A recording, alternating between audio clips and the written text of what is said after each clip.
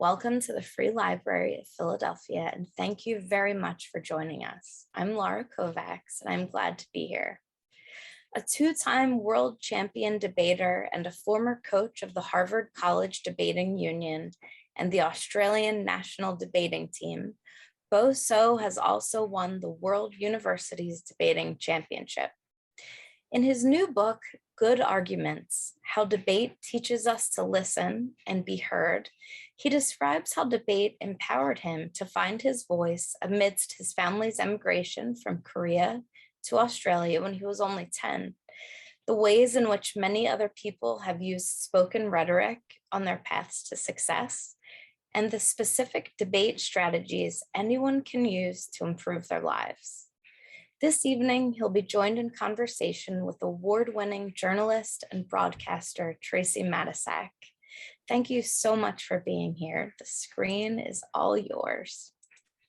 Well, thank you so much, Laura, and welcome everyone. We're delighted that you're able to join us here at the Free Library for what we hope will be an enlightening conversation. As Laura said, we have budgeted time for your questions toward the end of our program, so do just go down into that Q&A box there. You can click on that icon and add your question there, and we'll get through as many of them as we can before we have to say good night. But all of that said, Bo, welcome to the Free Library of Philadelphia. Thank you so much, Tracey, and thank you so much to the team at the library for having me. If I can say, Tracey, just before we start, when I was in middle school, I did a school report on Independence Hall, and this was me as a middle schooler in Australia. And I don't remember much of what I wrote at the time, but I do remember when I came here for college, and I visited Philadelphia for the first time, I remember being struck by what an amazing thing it was that the birthplace of this country was remembered not as the seat of a monarch or even a shrine to a deity or a battlefield, but rather a chamber for debate and disagreement. And it's hard to think of a place that is more of a testament to the thesis of the book, which is that disagreement can be more than a source of division and pain. And it's hard to forget that, or it's easy to forget that, but there's a reminder in Philadelphia. So it's a particular honor for me to be joining you and to be speaking at the library tonight. Well, thank you so much for saying that. And I think along those lines, that's exactly where I'd like to start, Bo, which is that you said that your chief aim in writing the book was to explain how debate can teach us to disagree well. What do you mean by disagreeing well? There's no one answer to the question, I don't think, Tracey, because disagreements, as with any encounter in its fullness might, helps us do a lot of different things. It helps us see each other more clearly. It helps us test out ideas. It helps us compare our viewpoints of the world so that we might be able to puzzle together a fuller picture of things.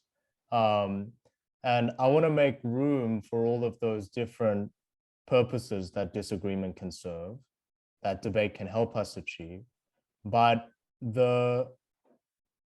and I was, in writing this book, I was thinking about which of those I might prioritize, which of those might matter to me, but I decided to settle on a more modest goal, which is to disagree in such a way that both sides can agree it was worthwhile, right? Not that it was the only conversation we would ever need, or that it alone was enough to change our trajectory for the better, but that it was good enough to keep the conversation going. I think that's critically important because we tend to think about disagreement as a negative thing. And for those of us who tend to be conflict avoidant, and I'm asking for a friend here.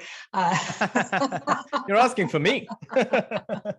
I think that's an important way to think about it. And I wonder if you could talk a little bit about that for those of us who have been conflict avoidant. And you write in the book that you also had made the choice to avoid conflict and that you felt that silence was safer, but somewhere along the way, you changed your mind. Talk about that if you would. Of course. So I wrote this book because I moved from South Korea, where I was born, to Australia in elementary school without speaking a word of English. And I very quickly learned the hardest part of doing that was adjusting to real life conversation, but to disagreements in particular, where passions tend to run and people tend to interrupt and you get spun out of conversation. And I felt in those moments that disagreements were simply not worth the trouble, you know? And so this urge to run away from conflict is, I don't think it's people are born a certain way where, you know, they are conflict averse or something like that. I think it's an instinct that we all have that comes to the fore at different points in our lives. And for me, I kind of resolved that was how I was going to live my life until I joined in the 5th grade the debate team, because I was promised that in debate, when one person speaks, no one else does. And I found there's something that's richer than mere agreement, you know? And I think, Tracey, just on your question about what role disagreement should play, I think there is an enormous amount of richness to be found in sameness too, right? In commonality, in sympathy, in fellow feeling, in empathy. But that's only really one side of the equation, isn't it? And in the same way you might, in the same way you might want bittersweet experiences, right? Because it completes things, and both sides of that contributes a flavor that the other cannot. I think the same is true of disagreement. So disagreement is not, for me, simply something we choose to engage in or not. It's a fact about our existence that we are different from other people and that we must find ways to coexist. And the choice to disagree or not is, for me, in many instances, a choice to engage with that reality or to run away from it. Mm. But what do you say to the person who agrees with what you're saying, but has difficulty finding the courage to express disagreement for whatever reason? How do you overcome that fear of expressing disagreement? I guess because you're thinking that there's some risk associated with it. Yeah. And it's a jump that I think each of us have to make first in our childhoods, isn't it? Right? To say, we have a voice, and are we going to raise it or not? Right? And it's a choice that we have to continue to make as we progress in our adult lives. How do we empower people to do that? Number one, I think it's not on the individual alone, right? It's about the kind of climate of public conversation that we as a society create. And so, and I feel this most pressingly for children, but the more I grow up and the less time I spend being a child, the more I see it's important for all of us. So there is a communal responsibility. And I think the second thing that I'm trying to do with this book is one thing that helped me a lot, is the sense that some people are natural born arguers, and I wasn't one of those. And for me and for people like me, I think the knowledge that there is a skill to argumentation, that there are certain dynamics that people have studied and people have practiced and people have found ways to pass down through the generations. I think that can be really empowering. So I don't want it to just be a story of individual empowerment and self equipment and preparation, though I think that plays some role.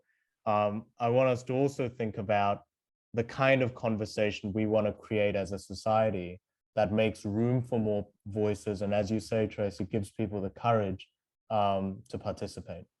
So you used the phrase the climate of conversation, and you talked about societal conversation. And you and I were talking before we began this webinar about just the polarization, the division that we're seeing in our country, the arguing that we are doing as a nation. And I'm wondering for you, as you've watched all this play out, how did we get here? What do you think are the main contributors to the kind of division that we're experiencing right now in this country? It's a really rich question, and not every aspect of the answer would I be the expert to speak on, right? So there are structural reasons for the kinds of polarization that we're seeing, whether that be the deepening wealth gap or the great sort of where people live, and policies such as housing policies that have divided people over many generations. It's not that I want to underplay the importance of those structural elements.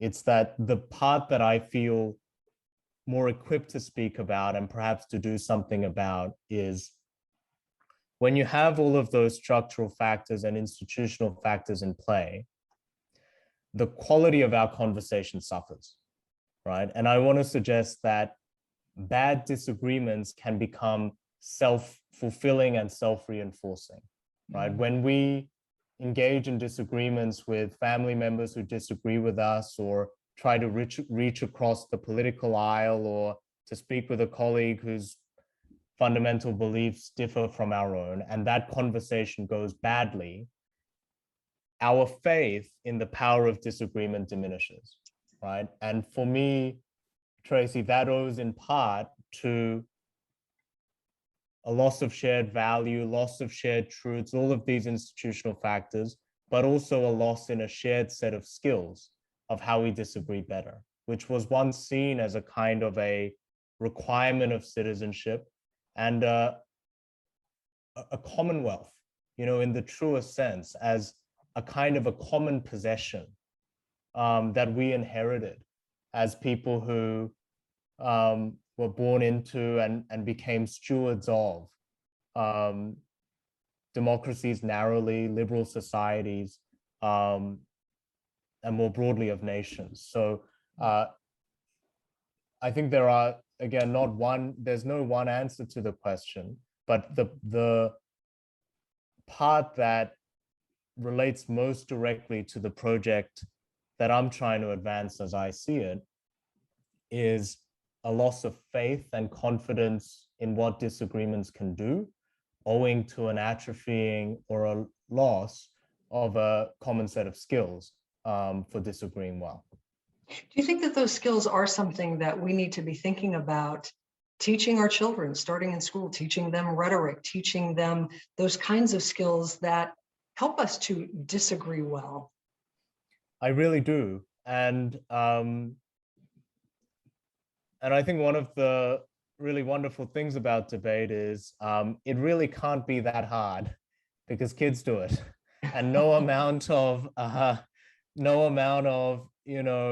reading precocity into our nephews and nieces can overcome the fact that they're children. And so, it's not the only education children need, for sure, right? And there has to be a broader base of moral education, civic education that accompanies this, because we know, and we might get to it later in the conversation, that debate has darker shades too. So merely teaching children about it is insufficient. But my hope is, and my view is, that a citizenry that has been taught from a young age to discern good arguments from bad, to say something as basic as, what's the evidence for that?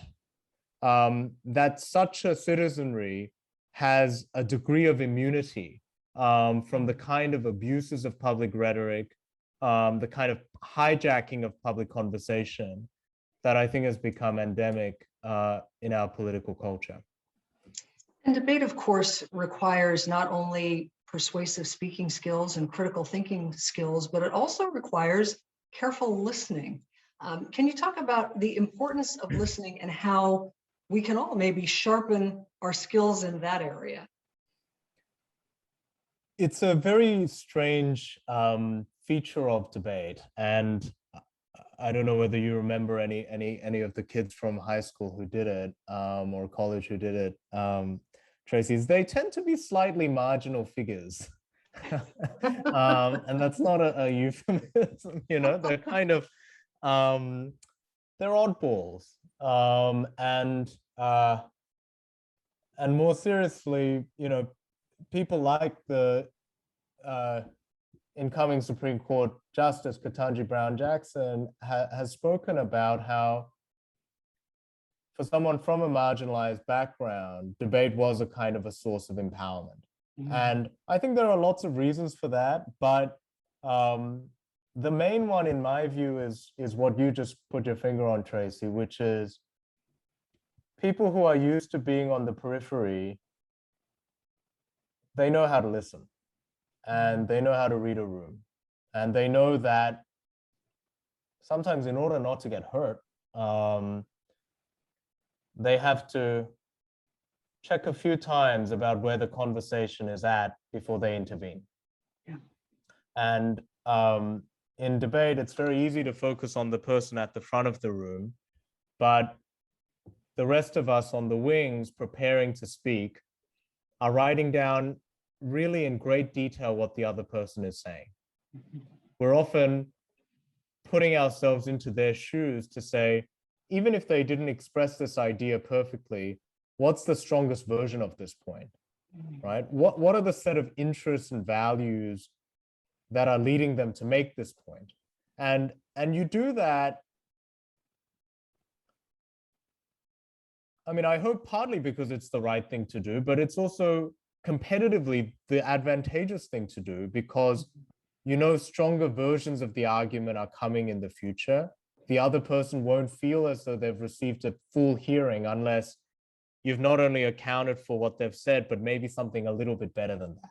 Yeah. And so all that starts with listening. And the subtitle of this book begins somewhat counterintuitively with the idea that debate teaches us to listen and be heard. And I think that's about the right order, that you listen in order to be heard. Yeah. I was on the speech half of the speech and debate team in high school, so I was one of those oddball kids too, and I totally relate to what you're saying. This is a reunion. I've been thinking too, Bo, that so often when we engage in disagreement, you know, our arguments can go sideways because of the emotion, and we see that in the public square all the time, but it happens in our homes and in our workplaces as well. What do you say to people who want to be able to keep their emotions in check, be able to disagree well without allowing emotion to take over and maybe take the argument in a completely different direction? It's a very difficult question because sometimes people want hyper-rational discussion. And you want a kind of a spreadsheet of statistics in either side's favor, and there's this kind of insistence on rationality. And I tend to think not only does it set the barrier to entry to the conversation too high sometimes, but it devoids the resulting conversation of all the things that could hope to make it meaningful. And those are the human elements of emotion, of candor, of bringing yourself to the table sometimes. And so one thing I like about debate is it actually doesn't ask us to set those things aside. Instead, it sees them as things that can be better or worse managed. And I have some ideas about it in the book, but I'll highlight two of them. One is you want to cut arguments down to size. One of the ways in which emotions become overwhelming is when we think an argument is about everything, including who we are, you know, and one of the things debaters know to do is to say, just the way that the speech kids might have, the topic of this debate is this. We're just discussing this for this moment, and we can have other discussions in the future. But in order for us to make some progress, we have to be able to say some things are irrelevant for the purpose of having this discussion. And that doesn't mean you can't bring emotions into it, your personal experiences into it, but we're going to set the topic and agree to that before we start disagreeing. I think the second thing that I'd just quickly add is some of that. One thing I really, admire about the debate community is, and this is something that I think kids understand better than many adults do, which is that you can be right, but you can be the less persuasive side on the day. Right? And when the kids after a debate competition get on the bus and say, I'm pretty sure I was right, but you did well there, or you had a good point there, or I fumbled my response to something. That kind of detachment of being correct and being persuasive, I think that can also be quite helpful. And in order for us to be able to kind of take some of the ego out of it, I suspect we probably have to have many more disagreements than we do currently, so that we're able to say, I lost that one, but I probably got the better in this one. And over time, hope that the conversation bends towards the direction of some truth. Yeah. Which leads me to a question about empathy. You write in the book that many of us think of it as a trait that people have or they don't have, but you see it differently, almost like a muscle that can be developed. And I wonder if you would talk about how we can increase our empathy quotient and where humility fits into all of that. Of course. So, the origins of this are also rooted in biography for me. And when I moved to Australia and, I was an immigrant and I felt kind of at odds with where I was, and I felt this real gap between me and my peers. The advice I used to get is have empathy, right? Which is a very annoying thing to hear, because how do you do that, right? And empathy was kind of spoken about as this spontaneous psychic connection that kind of happens, and you look into someone's eyes and music plays in the background and something has been achieved. Or in the church where I was raised, it was almost spoken as a kind of a virtue that you possessed. And it was not until I started debating that that of course those psychic connections can happen. Of course those virtues can and should be cultivated. But for most of us who don't know how to do that yet, debate says there's a series of exercises. In debate, in the last 5 minutes before you present your case, you often turn to a fresh sheet of paper and you brainstorm the best arguments for the other side. Or you go back over your own case through the eyes of someone who fervently disagrees and try to find all the holes in your reasoning. And that experience, as you say, Tracey, for me, humbles you. It allows you to kind of think for a minute that maybe you haven't gotten it 100%. And whatever the difference between 100% and then some other high 2-digit number, that's the gap where I think empathy might arise, right? It's probably not empathy in its fullness because you're kind of brainstorming their ideas, but it's a sliver, and at a time when we our public conversations, in addition to all else,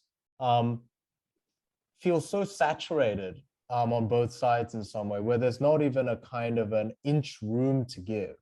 That kind of a gap might be important. It might be useful. Yeah. And all leading back to the idea of disagreeing well. It's all part of that process of disagreeing well. Well, you write about the anatomy of an argument. I just want to talk sort of in practical terms for a couple of minutes here. If you could lay that out for us, because you talk about the two basic burdens and then the four W's. So briefly, how does that work, and explain it so maybe that would be useful for us as we're engaging in these conversations. Yeah. And even the idea that I'm about to present a bunch of infrastructure. So just a warning. And even that idea that this guy is about to present some infrastructure about argument might sound a bit foreign, because nowadays we think an argument is just what you say in defense of what you think, right? Or it can be this kind of quite inchoate, sometimes even a repetition of what it is that you're arguing. Whereas I think part of what debate teaches is an argument is a very particular thing. And it begins with the two things that any argument must do, which is to show that its main claim is true and that it's important. So if I'm arguing that we should buy this particular model of car because it's the most fashionable, you need to show, first of all, that it is in fact the most fashionable, because otherwise it's not going anywhere, that argument. And the other is, you have to show the fact that it is the most fashionable means that we should buy it, right? Why is fashion the basis on which we need to make this decision, as opposed to cost or functionality, or whether it fits the parking space or something like that. And so around those two basic burdens, the exercise that I refined for the book is called the 4 W's, which is every argument needs to answer: what is the argument about? Why is it true? When has it happened before, which is usually an example or an illustration? And why is it important, which is getting at the that second burden of importance. And in the book, I talk about it as so I'm going to do infrastructure, and now I'm about to say a Greek word. So I'm doing it all. But it used to be called progymnasmata, which was a series of rhetorical exercises that people did of just kind of, as part of their education, writing out lots of arguments within defined structure like this one. And the idea was, regardless of the substance of the point that you wanted to make, on the substance, we as citizens might disagree, but the form of it, the skill of it, that we're all going to possess. And for me, that was important because the form was something you could practice, you know, and that was just one way of explaining what an argument should be. Yeah. In an actual debate tournament, you write about how the competitors do have time to sort of think through their arguments, write their speeches prior to going out there. Of course, in real life, it doesn't work that way, right? We don't have time to sit and sort of carefully structure our arguments. And so in the heat of the moment, you know, how do we disagree well when we're in the midst of the argument? We haven't really had time to sort of sit through and think about the point we want to make, or to prepare in the way that a debater would. I think there's two things there, Tracey. The first is there is an element of preparation that goes on constantly in the background, right? And that is familiarizing oneself with the skills of disagreement, for example, so that we may be able to reach for them even when the moment strikes. But I think the second thing I would say is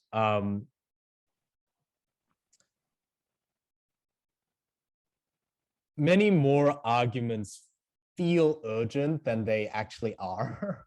And part of the the work that all these acronyms and considerations is doing is to slow things down a little bit, right? So for example, when we're in the midst of a disagreement, to pause and say, wait, what are we actually disagreeing about?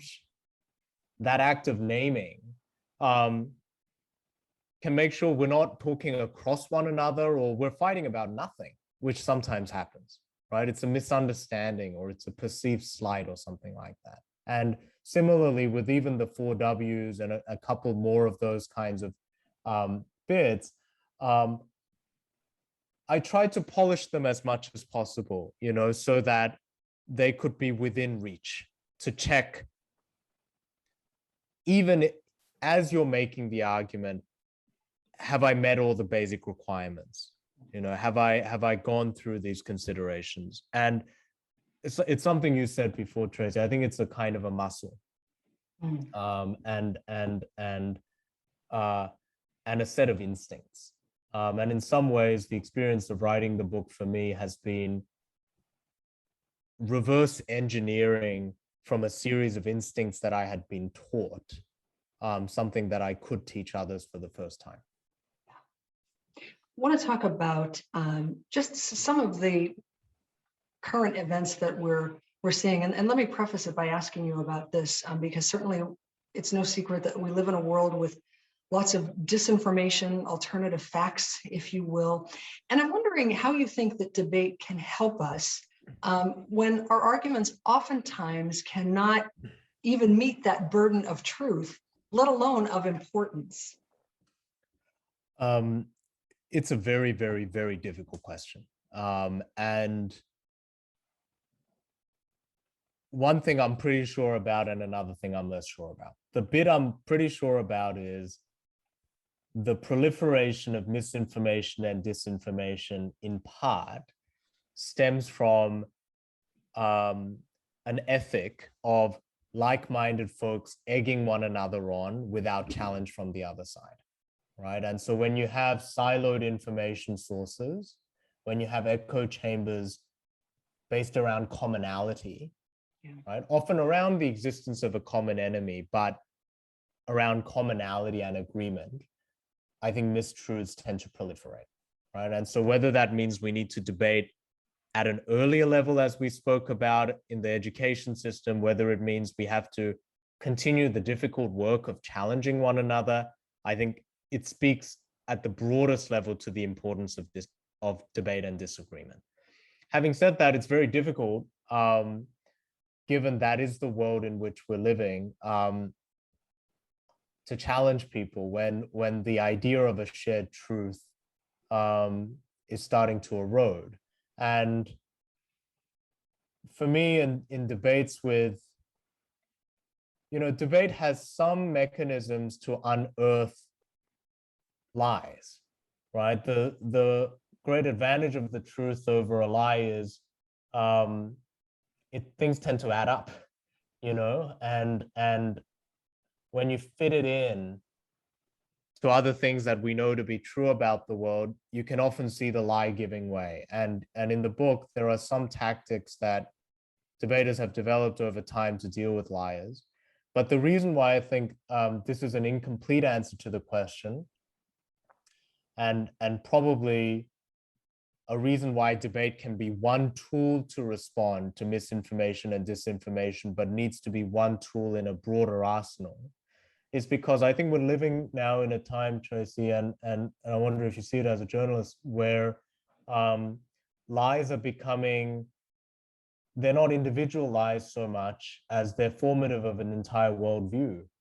And where that's the case, the kind of the contact between truth and lie on which debate relies, the force of that tends to erode. So it's something I worry about a lot.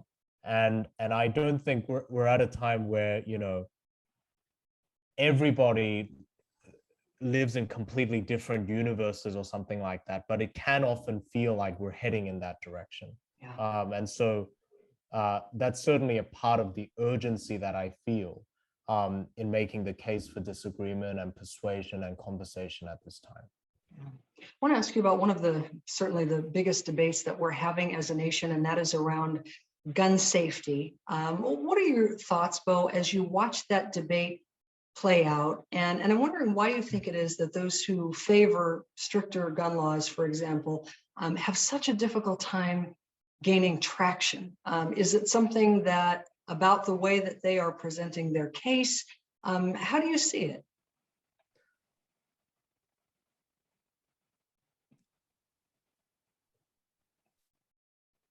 So I think the first thing is, and the vantage point that I bring to it actually is the perspective of an Australian, which is a country that had a relatively strong gun culture, perhaps not as entrenched as exists in this country, and after a kind of a massacre, gave them up. You know, the government effectively outlawed them. I think the first thing specifically on this issue, on which I'm not an expert, is that I saw back home is a kind of a political leadership, and a kind of a leadership from people whose best political interests weren't served by taking strong action, taking action. So I think that that's something kind of specific about the issue that comes to mind. But more broadly, in terms of the conversation around it and that difficulty of getting traction, I think part of it has to do with the channels of communication about these things. And one thing I observe a lot is dueling cable television networks putting forward their own narratives. On social media, there being disagreements across differences, but in fact, it being quite different to the person you're actually disagreeing with, and it being a sort of a performance for people who are watching at the wings, often on your side. Yeah. And so in that instance, I wonder, again, not being an expert on this particular issue, I wonder whether the site of persuasion is away from some of those more centralized channels of communication, whether it be traditional or social media, and be more about the kinds of conversations people have day to day. Because this, again, is a point about political leadership, but it's also about the conversations that we have. We know that on at least some measures, there is popular support, right? And there is more convergence than we might give credit for. So I'd think about those two things. Yeah. Well, I have many other questions for you, but in the interests of time, let me go to some questions from our audience. Here's one from Stacy and Anthony, and they ask, how do you attempt to have a constructive and, quote, good argument with someone who argues irrationally or refuses to listen to what you are saying or to even consider your points? Is it possible? In some instances, it may not. Mm-hmm. So if the other person won't listen to what you're saying at all, it seems unlikely that disagreement is the right way to engage with that person. And so my argument is not that debate is the only mode of disagreeing, or that disagreeing is the only mode of engagement that we should have with other people, but rather that it's an important one, and this is a kind of a personal judgment, that fewer people are beyond the pale than we imagine. Mm.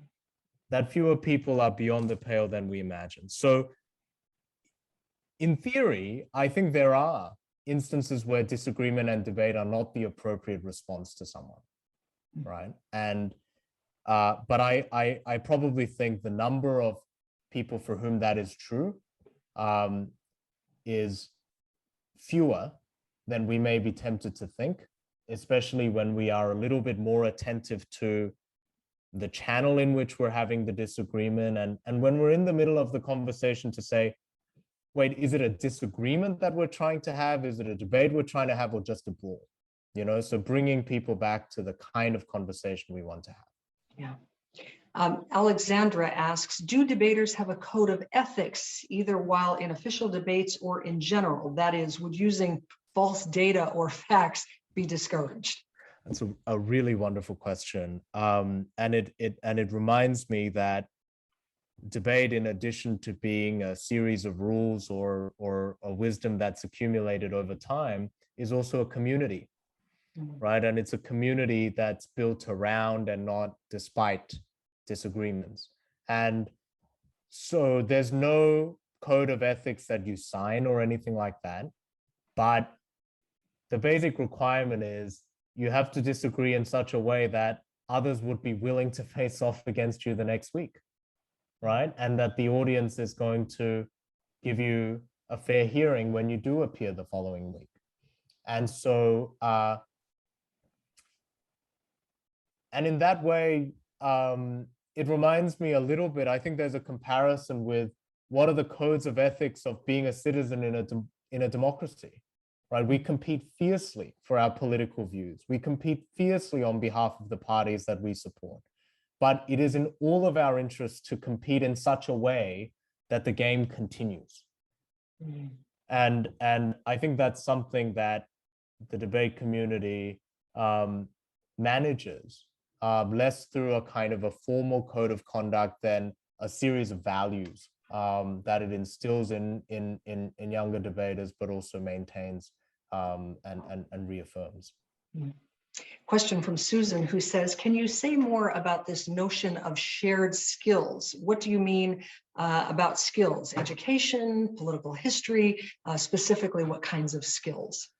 That's a terrific question. The skills that I focus on here are the kind of the formal skills of good argument. So that is putting together an argument, knowing what it is, responding to it, using words and gesture to make your point as effectively as you can, and how you decide which arguments to take on and which to ignore, right? And so those are more kind of skill-based rather than, I think what the questioner was getting at with political history, that being kind of more knowledge, right? I think that can depend on the circumstances, and a full civic education must make room for that kind of substantive teaching.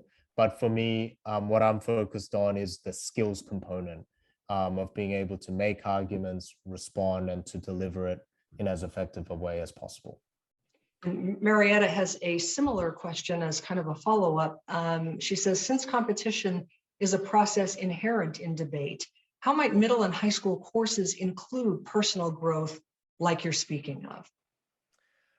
It's a terrific question. I think the first is there are ways to organize debates, right? And there could be debates on literary texts as it could be debates on historical events and people's perspectives on them.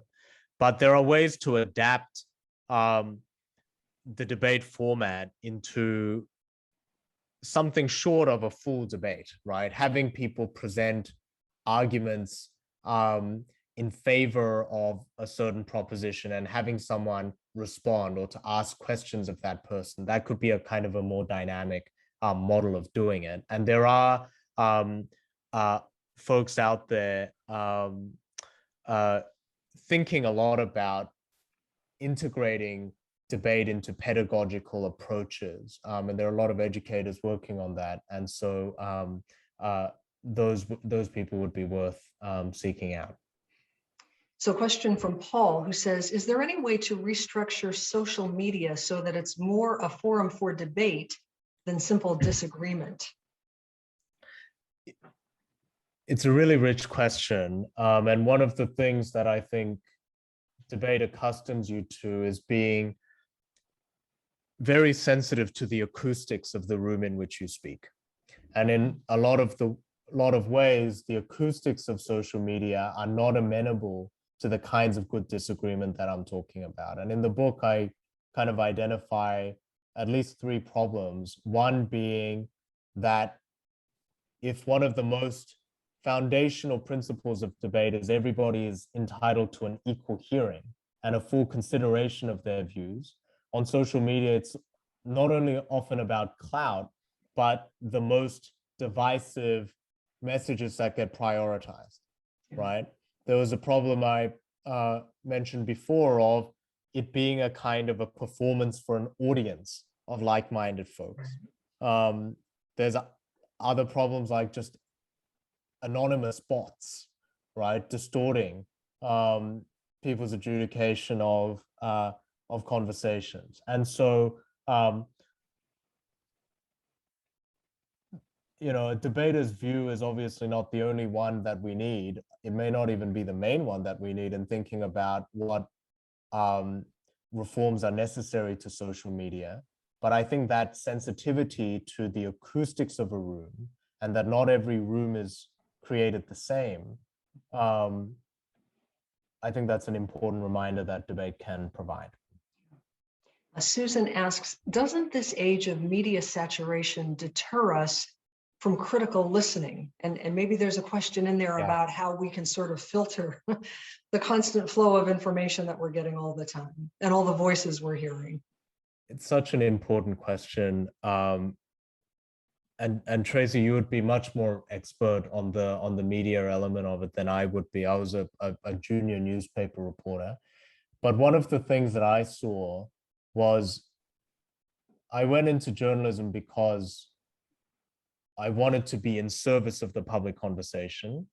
And a lot of the people I admire most saw their work as providing people the resources, the information they need, not only to make decisions in their day-to-day lives, but to engage in self-governance. And one of the things that I see now with media is, especially with the kind of the debate programs and a lot of the punditry, is kind of like prize fighting or something like that. It's like we've abdicated our responsibility to have our own conversations to pundits. So we just kind of watch them kind of as avatars or something like that. And they're proxies. Not proxies, some kind of division of labor, you know, and it's not often avatars for our better angels, right? And so I think on the question about media specifically, I wonder if a part of it is returning to a view of media as serving us and serving our conversations, our project of self-governance, rather than being, as you say, a proxy or a substitute for it. Question from Garby, who says, do you have additional suggestions or exercises for siphoning emotion from an argument so as not to sabotage oneself? That's a really terrific question. I think the you know, and I've flagged the bit where I was introducing some infrastructure. That takes out some of the heat of it, right? When you're having to organize your thoughts. But I'd bring in a new something we haven't talked about, which is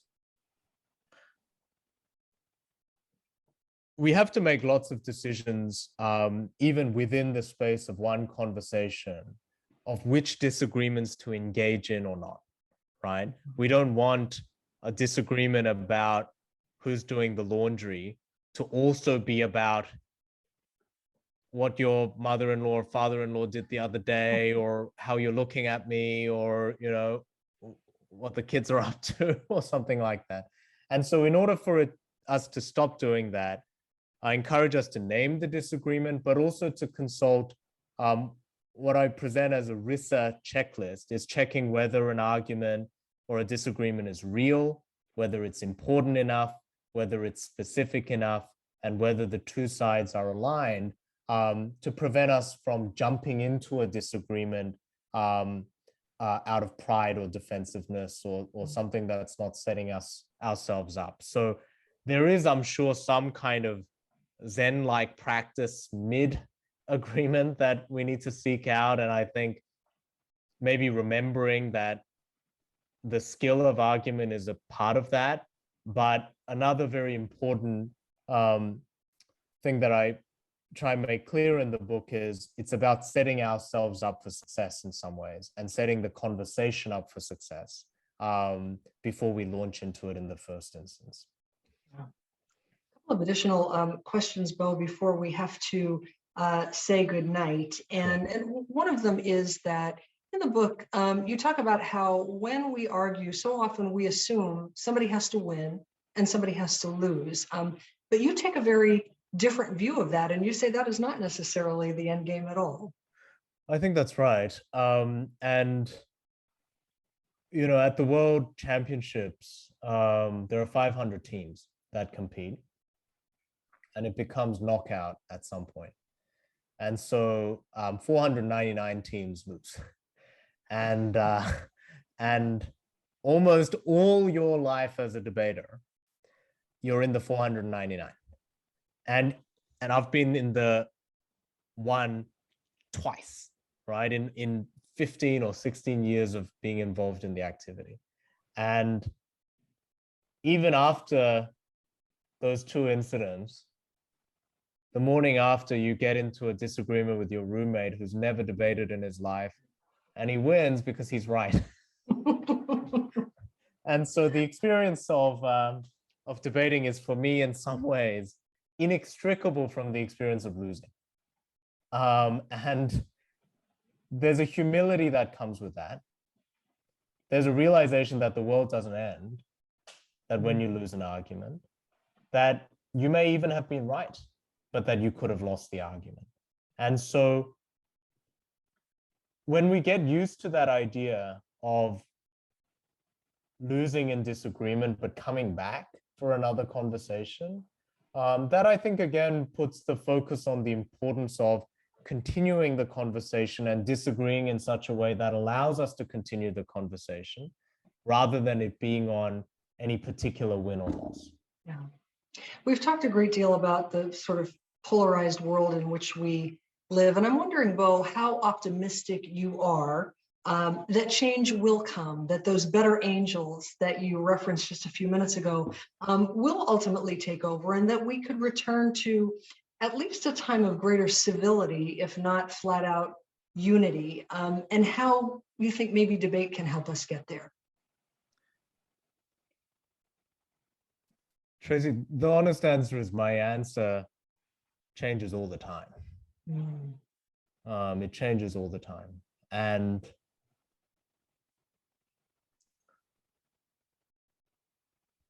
And if there is a source of optimism for me,